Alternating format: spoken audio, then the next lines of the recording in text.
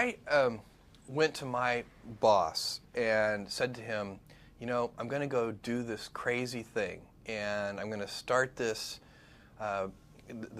company selling books online. And this is something that I had already been talking to him about in a sort of more general context. But then he said, let's go on a walk. And we went on a 2-hour walk in Central Park in New York City. And the conclusion of that was this. He said, this actually sounds like a really good idea to me. But it sounds like it would be a better idea for somebody who didn't already have a good job. And he convinced me to think about it for 48 hours before making a final decision. And so I went away and was trying to find the right framework in which to make that kind of big decision. And I'd already talked to my wife about this, and she was very supportive and said, look, you can count me in 100%.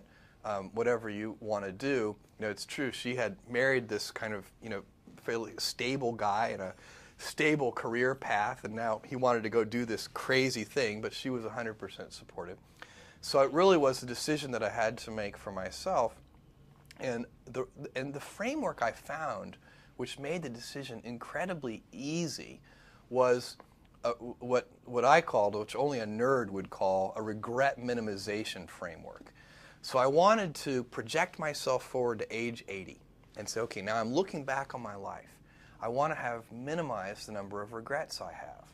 And I knew that when I was 80, I was not going to regret having tried this. I was not going to regret having wanted, trying to participate in this thing called the internet that I thought was going to be a really big deal. I knew that if I failed, I wouldn't regret that. But I knew the one thing I might regret is not ever having tried. And I knew that that would haunt me every day. And so when I thought about it that way, it was an incredibly easy decision.